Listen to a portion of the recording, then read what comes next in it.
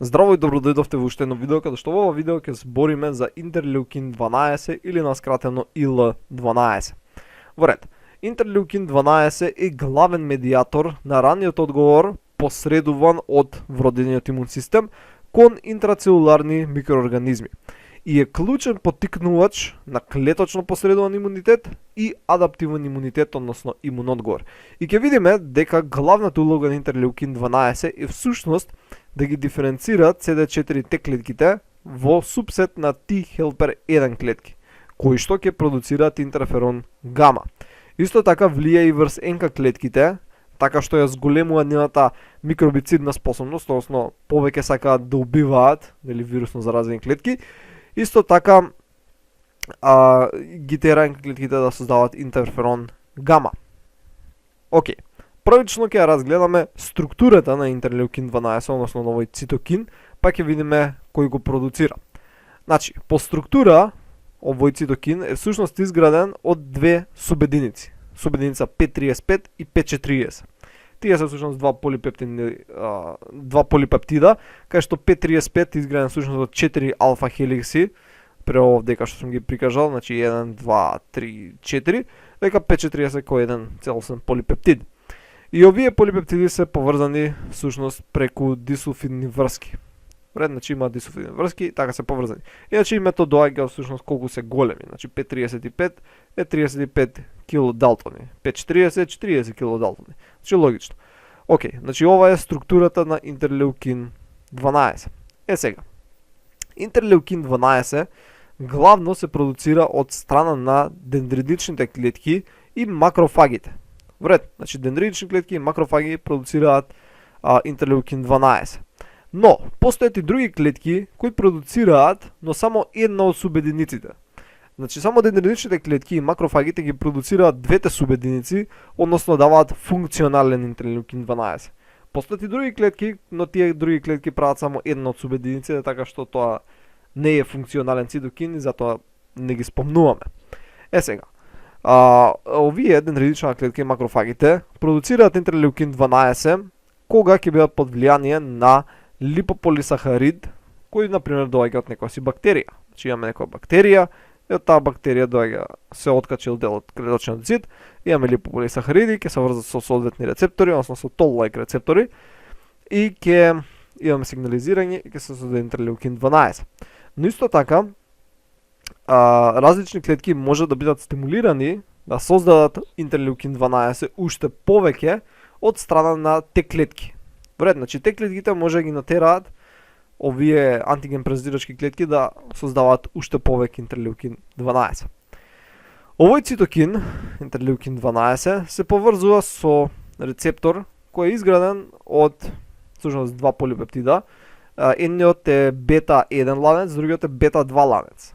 Вред, значи бета 1 и бета 2 ланец. Бета 1 ланецот се поврзува со 540 субединицата, додека бета 2 ланецот се врзува со 535 субединицата. Вред, и овој рецептор, логично сам рекол интерлеукин 12 рецептор. Логично. Сега, друга работа, сигнализирањето е преку JAK-STAT, така пат на сигнализирање, и на бета 2 ланецот е прикачена јанусната киназа 2, додека на бета 1 јанусна киназа TIK2. Океј? И они се надоврзуваат, односно се трансфосфорилираат, па понатаму фосфорилираат стат молекули, поточно стат 4.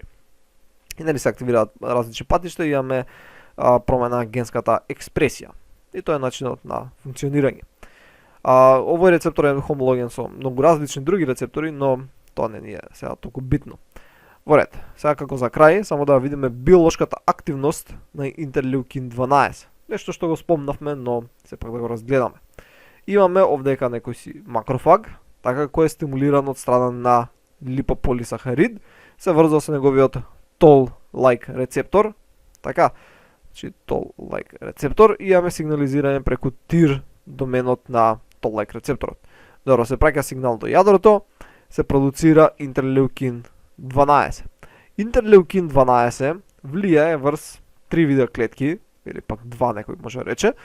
Значи влијае врз CD8 Т клетките, така што ги диференцира од цитотоксик лимфосайт, така, CTLs, влијае врз CD4 клетките, ги диференцира во TH1 субсетот, исто така влијае и врз НК клетките, НК клетките ги прави подобро да препознаваат интрацелуларни микроорганизми, главно вируси, но и некои бактерии, исто така и НК клетките сега почнуваат да продуцираат интерферон гама.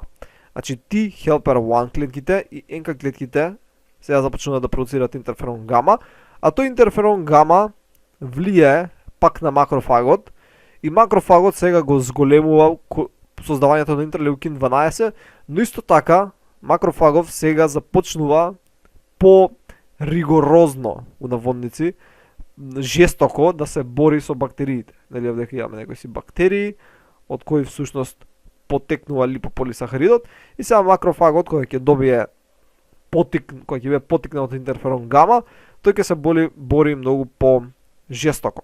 И гледаме дека имаме на некој си начин ко затворена јамка, така, че макрофагот прави интерлеукин 12, тоа влијае врз CD4, НК клетките, се добива интерферон гама пак влијае на макрофагот и макрофагот се посилно се бори и плюс продуцира уште повеќе интерлеукин 12. И ова може на некој си начин да доведе исто така до септичен шок, особено ако имаме заразување со многу голем број на грам негативни бактерии. Инаку овде треба да напоменам дека дел од овие липополисахариди ќе бидат всушност детектирани внатре во макрофагот, бидејќи спомнавме дека интерлеукин 12 е одговорен кога имаме интрацелуларни микроби. Нормално бактериите ќе се најдат и надвор, не може секоја бактерија што навлегла дека сите ќе бидат внатре во клетките, некои ќе бидат надвор, логично. Но најголем дел ќе бидат внатре и липополисахаридите ќе бидат детектирани од тол-лайк рецептори кои се наоѓаат на внатрешни структури, на внатрешни мембрани. И овде имаме на слика каде што прави сумација и плюс имаме некои дополнителни информации. Гледаме дека добро и CD8 те клетките можат да прават интерферон гама, но тоа не е во некои си големи количини и затоа не го спомнувам. Овдека дека овие T-helper повторно сигнализираат преку CD40. Тоа е всушност овде. Значи, ја реков дека интерферон гама, да, интерферон гама, која ќе влијае на макрофагот ќе зголеми продукција интерлеукин 12, али за да влијае врз дендридичните клетки, тоа го прави T-helper клетката преку CD40 лиган, кој се поврзува со CD40 ко-рецептори, така натаму. Не е тоа толку битно. Но, онака имате ко кратка сумација. Значи, тоа беше се за ова видео, се надам дека научивте нешто ново и ќе се видиме во наредното видео. До видување!